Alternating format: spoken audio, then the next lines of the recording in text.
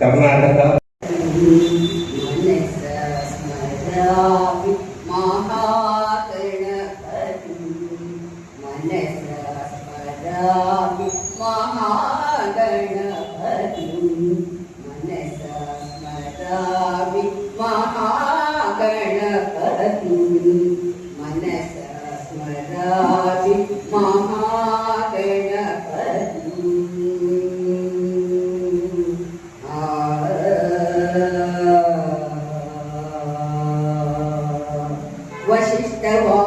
वशिष्ठवामदेवादिवन्दित महागणपति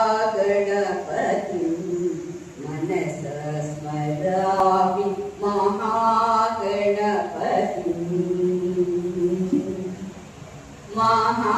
महादेवसुतं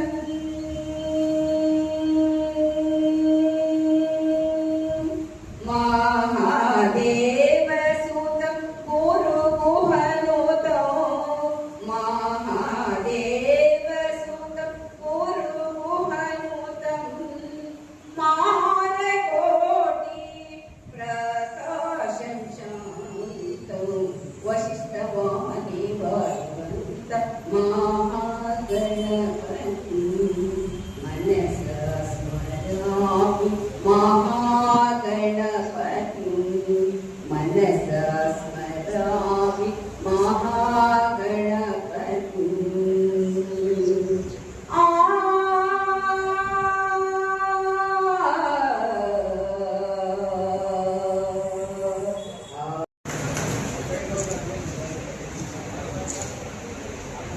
ನಮ್ಮ ಪ್ರತಿ ಕಾರ್ಯಕ್ರಮದಲ್ಲಿ ಪರಿಸರ ಸಂರಕ್ಷಣೆ ಬಗ್ಗೆ ಜಾಗೃತಿ ಮೂಡಿಸತಕ್ಕಂತ ಒಂದು ಚಿಕ್ಕ ಸೇವೆಯಾಗಿ ಗಿಡಗಳನ್ನ ಕೂಡ ಇದೆ. ಈ ಉದ್ಘಾಟನೆ ಎಲ್ಲ ಹಿರಿಯರಿಗೂ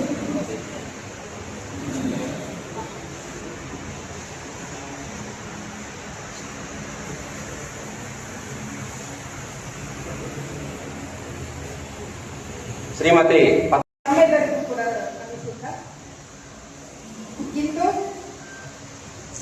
ಸಮಾಜದ ಸಮಸ್ಯೆಗಳನ್ನು ಬೆಳಕಿಗೆ ಚೆಲ್ಲುವಂತಹ ಜನರ ಧ್ವನಿಯನ್ನ ಆಡಳಿತದವರೆಗೂ ತಲುಪಿಸುವ ಹಾಗೂ ಪ್ರಜಾಪ್ರಭುತ್ವದ ಮೌಲ್ಯಗಳನ್ನ ಕಾಪಾಡುವ ನಿಟ್ಟಿನಲ್ಲಿ ಪತ್ರಿಕಾ ರಂಗದ ಸೇವೆ ಅನನ್ಯ. ಅಂತಹ ಒಂದು ಜವಾಬ್ದಾರಿಯುತವಾದಂತಹ ನಿಷ್ಪಕ್ಷಪಾತವಾದಂತಹ ಮತ್ತು ಜನಪರ ಬದ್ಧತೆಯನ್ನು ಹೊಂದಿರುವಂತಹ ಕಾರ್ಯಗಳನ್ನು ನಿರ್ವಹಿಸುತ್ತಿರುವ ಎಲ್ಲ ಪತ್ರಕರ್ತರಿಗೂ, ಸಂಪಾದಕರಿಗೂ, ಛಾಯಾಚಿತ್ರ ಗ್ರಾಹಕರಿಗೂ, ವಿಡಿಯೋಗ್ರಾಫರ್ಗಳಿಗೂ, ನನ್ನ ಎಲ್ಲ ಪತ್ರಿಕೋದ್ಯಮದ ಬಂಧುಗಳಿಗೂ ಕೂಡ ಪತ್ರಿಕಾ ದಿನಾಚರಣೆಯ ಹಾರ್ದಿಕ ಶುಭಾಶಯಗಳು. ಪತ್ರಿಕೆ ಅಂದ್ರೆ ಕೂಡ ನನಗೆ ಮೊದಲು ನೆನಪಾಗಲಿದ್ದು ಮಂಗಳೂರು ಸಮಾಚಾರ ಎನ್ನುವಂತಹ ಒಂದು ಪತ್ರಿಕೆ ಸಸಿ ನೆಡುವ ಮೂಲಕ ಪ್ರಾರಂಭವಾಗಿದ್ದು ಇಂದು ಬೃಹದಾಕಾರವಾಗಿ ದೇಶದ ನಾನಾ ಮೂಲೆಗಳಲ್ಲೂ ಕೂಡ ವಿಸ್ತಾರವಾಗಿ ಪತ್ರಿಕೆಗಳು ಪತ್ರಿಕೋದ್ಯಮವನ್ನ ಪ್ರಾರಂಭ ಮಾಡಿದ್ದು ಮುಂದುವರಿಕೆ. ಅಂಥದ್ರಲ್ಲೂ ಕೂಡ ಡಿಜಿಟಲ್ ಯುಗದಲ್ಲೂ ಸಹ ಬ್ರೇಕಿಂಗ್ ನ್ಯೂಸ್ ಅಂತ ಬರಂತಹ ಒಂದು ಕಾಲದಲ್ಲೂ ಸಹ ಅಕ್ಷರ ಮುದ್ರಣ ಮಾಧ್ಯಮ ನಾವೇನು ಕಡಿಮೆ ಇಲ್ಲ ಅನ್ನೋಂತಹ ಮಟ್ಟದಲ್ಲಿ ತನ್ನದೇ ಆದ ಒಂದು ಛಾಪು ಮೂಡಿಸಿ ಪತ್ರಿಕೋದ್ಯಮ ಬೆಳೀತಾ ಇದೆ. ಇತ್ತೀಚೆಗೆ ನಿಮ್ಗೆಲ್ಲರಿಗೂ ಈ ಒಂದು ಪತ್ರಿಕಾ ದಿನಾಚರಣೆಯ ಒಂದು ಹೊಸ ಸುದ್ದಿ ಎಲ್ಲವೂ ಗೊತ್ತಾ ನಿಮ್ಗೆ? ಏನು ಒಂದು ವಿಶೇಷ ಹೊಸ ಸಿಹಿ ಸುದ್ದಿ, ಜನರಿಗೆ ಕೊಡ ವಿಷಯಗಳು ಬಹಳ ಸೂಕ್ತವಾಗಿರುತ್ತೆ ಅನ್ನೋದು ನನ್ನ ಒಂದು ಅಭಿಪ್ರಾಯ. ಹಾಗಾಗಿ ಈ ಎರಡೂ ಸಂಘಟನೆಗಳ ಮೂಲಕ ನಾನು ಒಂದು ಉದ್ದೇಶ ಇಟ್ಕೊಳ್ತೀನಿ. ಏನಂತಂದ್ರೆ ಎಲ್ಲ ಜಿಲ್ಲಾವಾರು ಇರಬಹುದು, ಎಲ್ಲ ಪತ್ರಕರ್ತರಿಗೆ ಒಂದು ವಿಶೇಷವಾದಂತಹ ಸರ್ಕಾರದಿಂದ ವಿಶೇಷವಾದ ಸವಲತ್ತುಗಳನ್ನು ನೀಡುವಲ್ಲಿ ನಾವೇನು ಮಾಡಬಹುದು ಅನ್ನೋದನ್ನ ನಾನು ಬಹಳಷ್ಟು ಮಟ್ಟಿಗೆ ನಾನು ಯೋಚನೆ ಮಾಡ್ತಾ ಇರ್ತೀನಿ. ಅದಾದ್ಮೇಲೆ ಈಗಾಗಲೇ ನಮ್ದು ಜಾಹೀರಾತು ನೀತಿ ಇನ್ನೂ ಬಂದಿಲ್ಲ, ದರ ಪರಿಷ್ಕರಣೆ ಆಗಿಲ್ಲ. ಹಾಗಾಗಿ ಅದ್ರ ಬಗ್ಗೆನೂ ನಾವು ಈಗ ನೂತನವಾಗಿ ಬಂದಿರುವಂತಹ ನಮ್ಮ ಮುಖ್ಯಮಂತ್ರಿಗಳಿಗೂ ಕೂಡ ನಾನು ಅದ್ರ ಬಗ್ಗೆ ಒಂದು ಮನವಿಗೆ ಸಹ ಕೊಟ್ಟಿದ್ದೀನಿ. ನನ್ನ ದೃಷ್ಟಿನಲ್ಲಿ ಹೇಳೋದಾದ್ರೆ ನಾವೆಲ್ಲರೂ ಸೇರಿ ನಮ್ಮ ಒಂದು ಪತ್ರಿಕೋದ್ಯಮನ ಉಳಿಸೋಣ, ಬೆಳೆಸೋಣ, ನಮ್ಮ ಒಂದು ಏನಿದೆ ಉದ್ದೇಶಗಳನ್ನ ನೆರವೇರಿಸ್ಕೊಳ್ಳೋದಕ್ಕೆ. ಹಾಗಾಗಿ ನಿಮ್ಮೆಲ್ಲರಲ್ಲೂ ಒಂದು ವಿನಂತಿ ಅಷ್ಟೇ, ಏನಂತ ಹೇಳಿದ್ರೆ ಪ್ರಾಮಾಣಿಕವಾಗಿ ಸುದ್ದಿಗಳನ್ನ ನಿಖರವಾಗಿ ಕೊಡಿ, ಸತ್ಯದ ಮೂಲಕ ಅಷ್ಟೇ. ಹಾಗಾಗಿ ನಾನು ತರಬೇಕು ಬಂದಿದ್ದೀನಿ. ಕೋಲಾರ ಜಿಲ್ಲೆಯವರ ವತಿಯಿಂದ 8ನೇ ವರ್ಷದ ಪತ್ರಿಕಾ ದಿನಾಚರಣೆಯನ್ನು ಹಮ್ಮಿಕೊಂಡು ಈ ಸಮಾರಂಭದ ಅಧ್ಯಕ್ಷತೆಯನ್ನು ವಹಿಸಿರ್ತಕ್ಕಂಥ ನಮ್ಮ ಬಂಗಾರಪೇಟೆಯವರಾದಂತಹ ಆಶಾ ರಾಜಗೋಪಾಲ್ ಅವರು ಮತ್ತು ಸಂಪಾದಕ ಮಿತ್ರರೇ ಹಾಗೂ ಸನ್ಮಾನಕ್ಕೆ ಪ್ರತಿಭಾ ಪುರಸ್ಕಾರಕ್ಕೆ ಭಾಗಿಯಾಗಿರ್ತಕ್ಕಂಥ ಮಕ್ಕಳೇ, ಪತ್ರಿಕೆ ಇತಿಹಾಸವನ್ನೇ ಬದಲಾಯಿಸಿದೆ. ನಮ್ಮಲ್ಲಿ ಅನಾದಿ ಕಾಲದಿಂದ ನೀವು ನೋಡಿರ್ಬೋದು, ಕತ್ತಿ ಮೇಲ ಶಾಯಿ ಮೇಲ ಅಂತ ಹೋದಾಗ ಕೊನೆಗೆ ಉಳಿದಿದ್ದು ಶಾಯಿನೇ, ಕತ್ತಿ ಉಳಿದಿಲ್ಲ. ಈ ಫ್ರಾನ್ಸ್ ಮಹಾಕ್ರಾಂತಿಯಿಂದ ಆಗ್ಬೋದು, ಈ ಅಲೆಕ್ಸಾಂಡರ್ನ ಯುದ್ಧಗಳ ಕಾಲದಲ್ಲಿ ಆಗ್ಬೋದು, ಕತ್ತಿ ಯಾವುದೇ ಕಾರಣಕ್ಕೂ ಗೆಲ್ಲಿಲ್ಲ, ಶಾಯಿನೇ ಗೆಲ್ತು. ಇನ್ನು ನಮ್ಮ ಭಾರತದ ಸ್ವತಂತ್ರ ಸಂಗ್ರಾಮ ಸಮಯದಲ್ಲೂ ಕೂಡ ಗಾಂಧೀಜಿಯವರು ಪತ್ರಿಕೆಗಳನ್ನ ಬರವಣಿಗೆಯಲ್ಲಿ ಸಂಪಾದಕರಾಗುವ ಮೂಲಕ, ಡಾಕ್ಟರ್ BR ಅಂಬೇಡ್ಕರ್ ಅವರು ಕೆಲವೊಂದು ಪತ್ರಿಕೆಗಳನ್ನು ಹೊರಡಿಸುವುದರ ಮೂಲಕ, ಬಾಲಗಂಗಾಧರ ತಿಲಕರವರು ದೇಶದ ಐಕ್ಯತೆಗಾಗಿ ತನ್ನದೇ ಆದ ಪತ್ರಿಕೆಗಳನ್ನು ಬಿಡುಗಡೆ ಮಾಡುವ ಮೂಲಕ ಪತ್ರಿಕೆ ಎದ್ದಿದ್ರೂ ಕೂಡ ಶಾಶ್ವತವಾಗಿ ಇರ್ತದೆ ಅನ್ನೋದನ್ನ ನಮ್ಮ ಇತಿಹಾಸದಲ್ಲಿ ತೋರಿಸ್ಕೊಟ್ಟಿದ್ದಾರೆ. ಸೊ ಆ ಪತ್ರಿಕೆ ದಿನಾಚರಣೆಯನ್ನ ಮೇಡಮ್ ಹೇಳಿದ್ರು, ಎಲ್ಲ ನಮ್ಮ ದೇಶದ ವಿವಿಧ ಭಾಗದಲ್ಲಿ ಪತ್ರಿಕೆಗಳಿದ್ವು. 1840 ಸುಮಾರಿಗೆ ಕರ್ನಾಟಕದಲ್ಲಿ ಒಂದು ಪತ್ರಿಕೆನೂ ಇರಲಿಲ್ಲ. ಆ ಸಂದರ್ಭದಲ್ಲಿ ಮಂಗಳೂರು ಸಮಾಚಾರ ಅಂತಕ್ಕಂಥ ಫಸ್ಟ್ ಪೇಪರ್ ರಿಲೀಸ್ ಆಯಿತು. ಅದು ಈ ಆಗಸ್ಟ್ 1ನೇ ತಾರೀಕು. ಸೊ ಅದಕ್ಕೆ ಆ ದಿನವನ್ನ ಜುಲೈ ಇದು ಈ ಮಂದಿರ 1ನೇ ತಾರೀಕು, ಜುಲೈ 1ನೇ ತಾರೀಕು ಪೇಪರ್ ರಿಲೀಸ್ ಆಗಿರೋದ್ರಿಂದ ಪತ್ರಿಕಾ ದಿನಾಚರಣೆಯನ್ನ ಆಚರಣೆ ಮಾಡ್ತಾ ಇದ್ದಾರೆ. ಈ ಪತ್ರಿಕಾ ದಿನಾಚರಣೆಯನ್ನು ಆಚರಣೆ ಮಾಡ್ತಕ್ಕಂಥ ಎಲ್ಲ ಪತ್ರಕರ್ತರಿಗೆ ನಾನು ವೈಯಕ್ತಿಕವಾಗಿ ಹೃತ್ಪೂರ್ವಕವಾದ ಶುಭಾಶಯಗಳನ್ನ ಕೊಡ್ತಾ ಇದ್ದೇನೆ. ಯಾವುದೇ ಸಮಾಜದಲ್ಲಿ ಹೋದ್ರೂ ಕೂಡ 4 ಅಂಗಗಳು ಪ್ರಮುಖವಾಗಿರ್ತವೆ. ಒಂದು ಶಾಸಕಾಂಗ, 2 ಕಾರ್ಯಾಂಗ, 3ನೇದು ನ್ಯಾಯಾಂಗ, 4ನೇದು ಪತ್ರಿಕಾರಂಗ ಅಥವಾ ಸಾರ್ವಜನಿಕ ರಂಗ. ನಾವೆಲ್ಲ ಒಬ್ಬ ಜನಪ್ರತಿನಿಧಿಗಳನ್ನ ನೇಮಕ ಮಾಡಿರ್ತೀವಿ. ಗ್ರಾಮ ಪಂಚಾಯತಿ ಮಟ್ಟದಿಂದ ತನ್ನದೇ ಆದ ಜನಪ್ರತಿನಿಧಿಗಳಿರ್ತಾರೆ, ರಾಜ್ಯದಲ್ಲಿ ವಿಧಾನಸಭೆ ಇರ್ತದೆ, ರಾಷ್ಟ್ರ ಮಟ್ಟದಲ್ಲಿ ಲೋಕಸಭೆ ಇರ್ತದೆ. ಆ ಲೋಕಸಭೆಯಲ್ಲಿ ಏನೆಲ್ಲ ಶಾಸನಗಳನ್ನ ಮಾಡ್ತಾರೆ, ಒಳಿತು ಸರಿನ ಜಾಯಿತನವಾಗ ಕಷ್ಟ ಸುಖಗಳು ಕಾರ್ಯಾಂಗಕ್ಕೆ ಗೊತ್ತಾಗುತ್ತೆ. ಎಲ್ಲ ಶಾಸಕಾಂಗ ಮಾಡಿದಂತ ಶಾಸನಗಳನ್ನ ಜಾರಿಗೆ ತರಬೇಕಾದ್ರೆ ಕಾರ್ಯಾಂಗದಲ್ಲಿ ಆಗೋದಿಲ್ಲ, ಎಡರು ತೊಡಗುಗಳು ಆಗ್ತವೆ. ಅದನ್ನ ಸರಿ ತಪ್ಪುಗಳನ್ನ ಕಾನೂನಾತ್ಮಕವಾಗಿ ನ್ಯಾಯಾಂಗ ಮಾಡುತ್ತೆ. ಆದ್ರೆ ಸಾರ್ವಜನಿಕವಾಗಿ ಇದು ಸರಿ ಇದು ತಪ್ಪು ಅಂತ ನಿರ್ಧಾರ ಮಾಡತಕ್ಕಂಥದ್ದೇ ಪತ್ರಿಕಾರಂಗ. ನಿಮಗೆ ಯಾವುದೇ ಬಾರ್ಡರ್ ಇಲ್ಲ, ಬಾರ್ಡರ್ ನಿಮಗೆ ಇರುವುದಿಲ್ಲ, ಗೆರೆ ಇರೋದಿಲ್ಲ, ಯಾವುದೇ ಮಿತಿ ಇಲ್ಲ.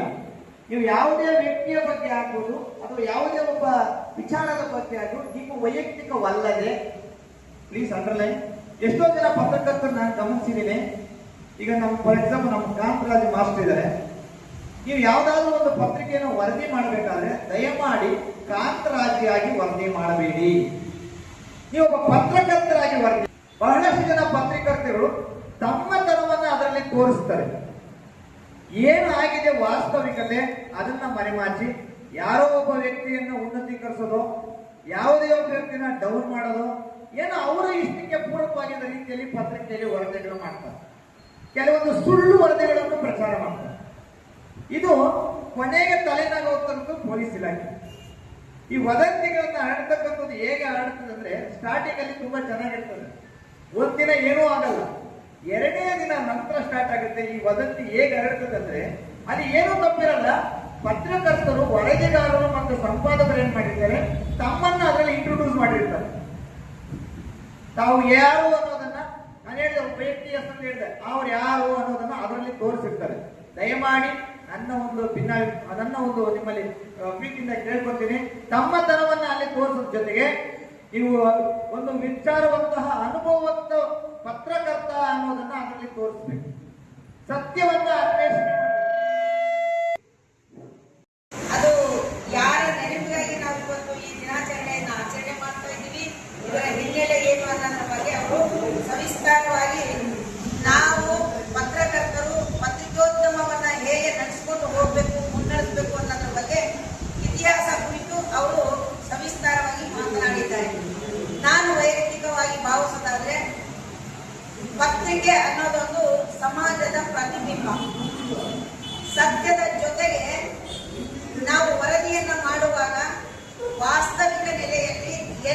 ಘಟನೆಯನ್ನ ಘಟಿಸಿರ್ತದೆ ಆ ಸ್ಥಳಕ್ಕೆ ಖುದ್ದಾಗಿ ಹೋಗಿ ಸತ್ಯ ಏನಿದೆ ಆ ಮಾಹಿತಿಯನ್ನ ಸಂಗ್ರಹಿಸಿಕೊಂಡು ನಮಗೆ ಅಗತ್ಯ ಏನಿದೆ, ಸಮಾಜಕ್ಕೆ ಯಾರಿಗೂ ತೊಂದರೆ ಆಗುವ ರೀತಿಯಲ್ಲಿ, ಯಾರಿಗೂ ತೊಂದರೆ ಆಗಬಾರದು, ಎಷ್ಟು ದೊಡ್ಡ ವ್ಯಕ್ತಿ ಇರಲಿ ಯಾರಿಗೂ ತೊಂದರೆ ಆಗದೆ ಇರೋ ರೀತಿಯಲ್ಲಿ ಪ್ರತಿಯೊಂದು ಸಮಾಜದ ವ್ಯಕ್ತಿಗೂ ಕೂಡ ಪತ್ರಿಕೆ ಅಂದ್ರೆ ಗೌರವ ಹೆಚ್ಚಿಸುವ ರೀತಿಯಲ್ಲಿ ವರದಿಯನ್ನ ನಾವು ಮಾಡಬೇಕಾಗ್ತದೆ.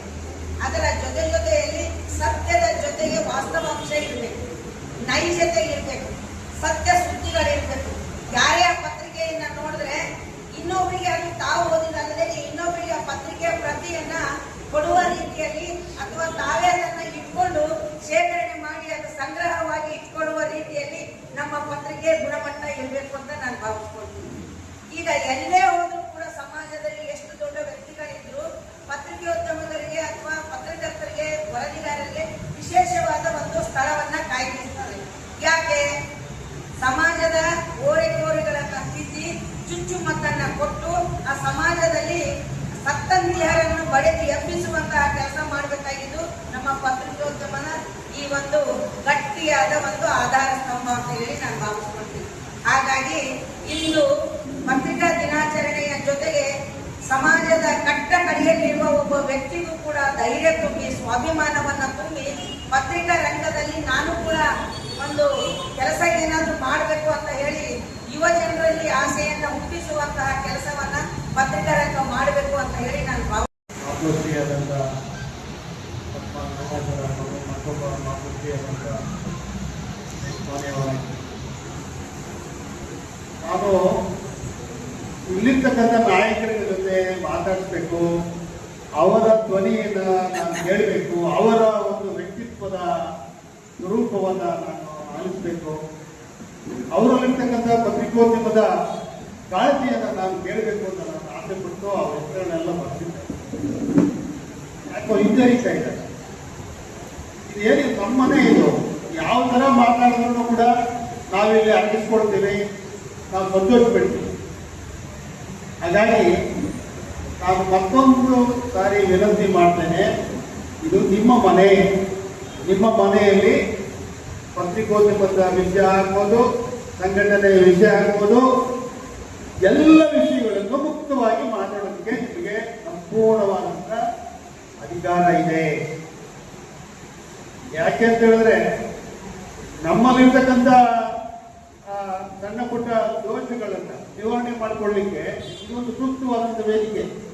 ಹಾಗಾಗಿ ಟೈಗರ್ ಮಂಜುನಾಥ್ ಅವರು, ನಮ್ಮ ಆಶಾ ರಾಜಗೋಪಾಲ್ ಅವರು, ನಮ್ಮ ಒಳ್ಳೆ ವಾಗ್ಮಿಗಳು ಯಾರು ನಮ್ಮ ಕಾಂತರಾಜ್ ಸಾರ್, ಮತ್ತೆ ವಿಶೇಷವಾಗಿ ಏನು ಇವತ್ತು ವಿಶ್ವಕ್ಕೆ ಚಿನ್ನ ಕೊಟ್ಟಂತ ಪ್ರದೇಶದಿಂದ ಬಂದಂತ ನಮ್ಮ ಕೃಷ್ಣಮೂರ್ತಿ ಸರ್, ಅವರಲ್ಲಿ ಬಹಳ ವಿಷಯ ಇದೆ.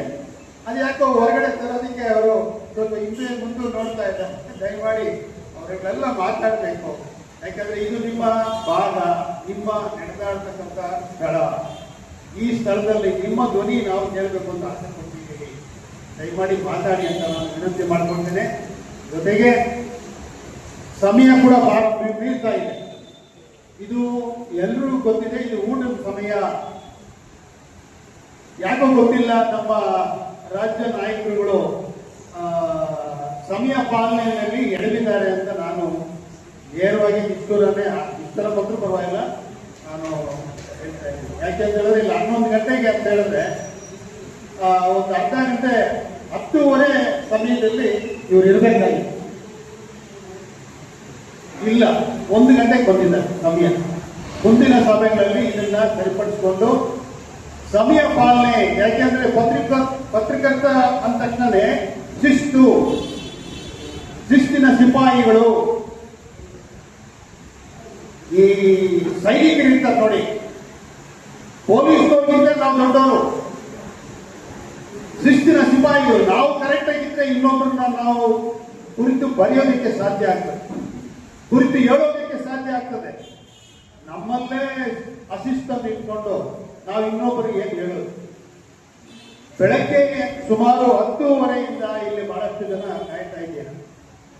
ತಾಯಿಯರಾಗಿರ್ಬೋದು, ಯುವಕರಾಗಿರ್ಬೋದು, ನಮ್ಮ ಹಿರಿಯರಾಗಿರ್ಬೋದು, ಇವರೆಲ್ಲರ ಪರವಾಗಿ ನಾನು ನಿಮ್ಮಲ್ಲಿ ಕ್ಷಮಾಪಣೆ ಕೇಳ್ತೇನೆ.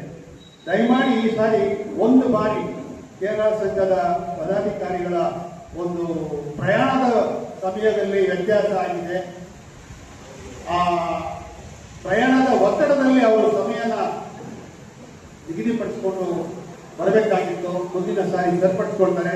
ಹಾಗಾಗಿ ನಾವೊಮ್ಮೆ ಸ್ವೀಕಾರ ಮಾಡಬೇಕು. ದಿನಾಚರಣೆ ಪತ್ರಕರ್ತರು ಹೇಗಿರಬೇಕು, ಹೇಗೆ ತಮ್ಮ ಅನುಭವಗಳನ್ನ ಹಂಚ್ಕೋಬೇಕು, ಪತ್ರಿಕೋದ್ಯಮದಲ್ಲಿ ಏನೇನು ಸ್ವರೂಪಗಳು ಬರ್ತಾ ಇದ್ದಾವೆ, ಏನೇನು ಬೆಳವಣಿಗೆಗಳಾಗ್ತಾ ಇದ್ದಾವೆ, ನೀವೆಲ್ಲ ಗಮನಿಸ್ತಾ ಇದ್ದೀರಾ. ಪತ್ರಿಕಾ ಸಂಘಟನೆಗಳ ಕಾರ್ಯವೈಖರಿಗೂ ನೀವು ನೋಡ್ತಾ ಇದ್ದೀರಾ. ಕರ್ನಾಟಕ ಸಂಪಾದಕ ಮತ್ತು ವರದಿಗಾರರ ಸಂಘ ಕಳೆದ 8 ವರ್ಷಗಳ ಹಿಂದೆ ಇದೇ ಬಂಗಾರಪೇಟೆಯಲ್ಲಿ ಎಷ್ಟು ಅದ್ಭುತವಾದ, ಅದಕ್ಕಿಂತ ಕೆಟ್ಟದಾಗಿ ಅವರು ತೋರಿಸ್ಬಿಡ್ತಾರೆ. ಈ AI ಅಂತೇಳಿ ಏನೋ ಒಂದು ತಂತ್ರಜ್ಞಾನ ಬಂದಿದೆ ಈಗ, ನಿಮ್ಗೆಲ್ಲ ಗೊತ್ತಿದೆ, ನೋಡ್ತಾ ಇದ್ದೀರಾ ನೀವು. ಅದು ನಡೆದೇ ಇರೋದಿಲ್ಲ ರೀ. ನಾನು ತಾಜಾ ಉದಾಹರಣೆ ಒಂದೇ ಒಂದು ನಿಮ್ಗೆ ನೆನಪು ಮಾಡ್ತೀನಿ. ಈ ಅಯೋಧ್ಯೆಯಲ್ಲಿ ರಾಮ ಮಂದಿರ ಇದೆ. ಆ ರಾಮ ಮಂದಿರದ ಹಣಕಾಸು ವ್ಯವಹಾರ ಅದೆಷ್ಟು ವ್ಯವಹಾರ ಆಗಿದೆ ಗೊತ್ತಿಲ್ಲ. ಆದ್ರೆ ಈ ದೃಶ್ಯ ಮಾಧ್ಯಮದವರು ಎಲ್ಲವನ್ನೂ ಕೂಡ ಆ ತಂತ್ರಜ್ಞಾನದ ಮೂಲಕ ಬಿಚ್ಚಿ ಇಡ್ತಾ ಇದ್ದಾರೆ. ಅದು ಎಷ್ಟು ಮಾತ್ರ ಸತ್ಯ, ಎಷ್ಟು ಸುಳ್ಳು ಅಂತಕ್ಕಂಥ ವಿಚಾರ ಒಂದು ಕಡೆ. ಮತ್ತೊಂದು ಕಡೆ ಈ ಬೇರೆ ಬೇರೆ ವಿಷಯಗಳು ಯಾವುದು ನಡೆದೇ ಇರಲ್ಲ, ಅಲ್ಲಿ ಯಾವುದು ಘಟನೆ ಸಂಭವಿಸದೇ ಇರೋದಿಲ್ಲ. ಅಂತ ಸುದ್ದಿಗಳನ್ನೆಲ್ಲ ಕೂಡ ಇವತ್ತು ದೃಶ್ಯ ಮಾಧ್ಯಮದವರು ಬಹಳ ಅಚ್ಚುಕಟ್ಟಾಗಿ ತೋರಿಸ್ಬಿಡ್ತಾರೆ. ಅದನ್ನ ಈ ಸಿಬ್ಬಂದಿ ವರ್ಗದವರು, ರಾಜಕಾರಣಿಗಳು, ಅಧಿಕಾರಿಗಳು, ರಕ್ಷಣಾ ಇಲಾಖೆಯವರು ಆರಿಸ್ಕೊಳ್ತಾರೆ. ಅದೇ ಮುದ್ರಣ ಮಾಧ್ಯಮದಲ್ಲಿ ಏನಾದ್ರೂ ಒಂದು ಲೈನ್ ಬಂದ್ಬಿಡ್ತು ಅಂತ ಹೇಳ್ತಾರೆ ಹೆಸರು, ಅವ್ರಿಗೆ ಎಲ್ಲಿಲ್ಲದ ತಾಪತ್ರಯಗಳು. ಆ ಪತ್ರಕರ್ತ ಹಂಗ್ ಬರೀತಾನೆ, ಈ ಪತ್ರಕರ್ತ ಹಿಂಗ್ ಬರೀತಾನೆ ಅಂತೇಳಿ ಅದೇ ಧೈರ್ಯವನ್ನ ದೃಶ್ಯ ಮಾಧ್ಯಮದ ಮೇಲೆ ತೋರಿಸ್ಬೇಕು. ಅವರು ತೋರಿಸೋದಲ್ಲ. ಯಾಕಂದ್ರೆ ಅವರು ಇವ್ರ ಕೈ ಸಿಗ್ತಾನೆ, ಅವ್ರ ಕೈ ಸಿಗಲ್ಲ. ಅದು ಗಾಳಿ ಹೊರಟೋಗ್ತದೆ, ಇವ್ರು ನೇರವಾಗಿ ಸಿಕ್ಕೋಗ್ತಾರೆ. ಹಾಗಾಗಿ ದೃಶ್ಯ ಮಾಧ್ಯಮಕ್ಕೂ ಮುದ್ರಣ ಮಾಧ್ಯಮಕ್ಕೂ ಗಜಾಂತರ ವ್ಯತ್ಯಾಸ ಇದೆ. ಯಾವತ್ತೂ ಕೂಡ ಮುದ್ರಣ ಮಾಧ್ಯಮ ಶಾಶ್ವತವಾದ ಒಂದು ನೆಲೆಯನ್ನ ಕಲ್ಪಿಸಿಕೊಡುವಂತ ಒಂದು ಪ್ರಾಮಾಣಿಕ ಪ್ರಯತ್ನವನ್ನು ಮಾಡ್ತೀವಿ. ಹಾಗಾಗಿ ಮುದ್ರಣ ಮಾಧ್ಯಮದ ಪತ್ರಕರ್ತರ ಬಗ್ಗೆ ಯಾರು ಕೂಡ ಕನಿಷ್ಠ ಮಟ್ಟದಲ್ಲಿ ಮಾತಾಡೋದು ಸರಿಯಲ್ಲ ಅಂತ ನಾನು ಭಾವಿಸ್ತೇನೆ. ಮುಂದಿನ ದಿನಗಳಲ್ಲಿ ಎಲ್ಲ ಪತ್ರಕರ್ತರು ಕೂಡ ನಮ್ಮ ಆತ್ಮಾವಲೋಕನ ನಾವು ಮಾಡಬೇಕಾಗ್ತದೆ. ಇಂಥ ಆರೋಪಗಳಿಗೆ, ಟೀಕೆಗಳಿಗೆ ನಾವು ಗುರಿಯಾಗ್ತದೆ. ಹಾಗಾಗಿ ಈ ಪತ್ರಿಕಾ ದಿನಾಚರಣೆ ಸಂದರ್ಭದಲ್ಲಿ ಕೆಲವರು ಕಿವಿ ಮಾತಾಡ್ತಾರೆ, ಕೆಲವರು ಅವರಿಗೆ ತಿಳಿದಂತ ವಿಷಯಗಳನ್ನ ಪ್ರಸ್ತಾಪ ಮಾಡ್ತಾರೆ. ಅದೆಲ್ಲ ಒಂದ್ ಕಡೆ ಇರೋಣ. ಆದ್ರೂ ಕೂಡ ನಾವು ಇವತ್ತು ಕಲಿಯೋದು ಬಹಳ ಇದೆ.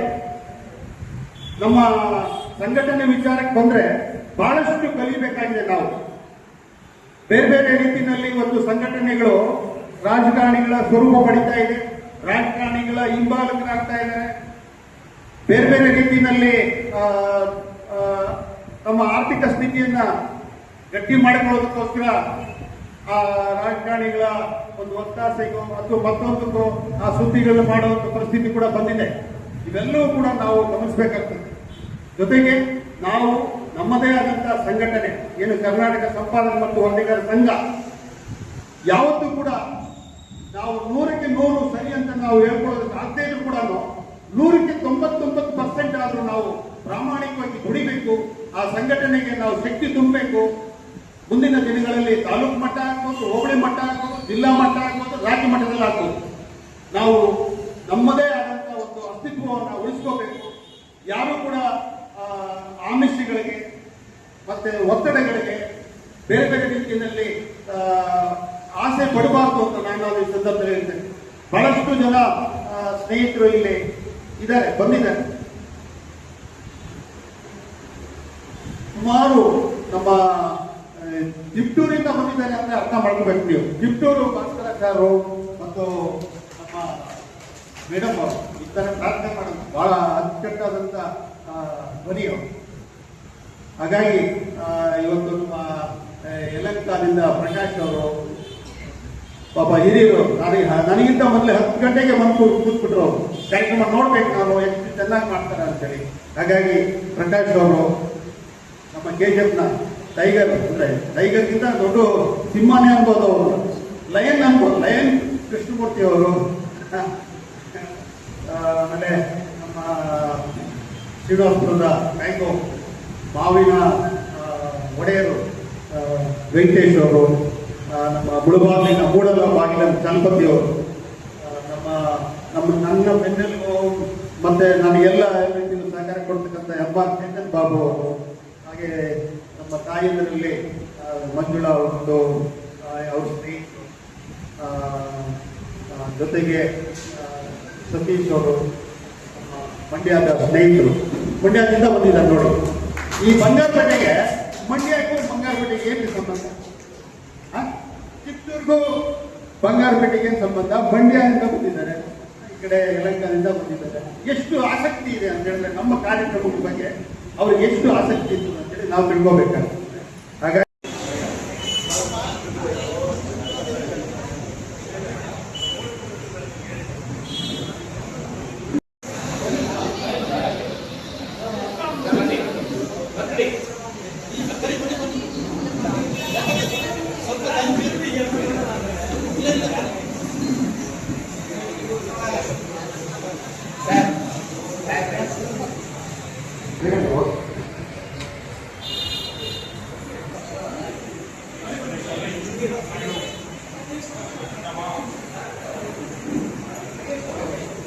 ದಯಮಾಡಿ ಊಟದ ವ್ಯವಸ್ಥೆ ಇದೆ, ಊಟ ಮಾಡ್ಕೊಂಡು ಹೋಗ್ಬೇಕು ಎಲ್ಲರೂ ಕೂಡ.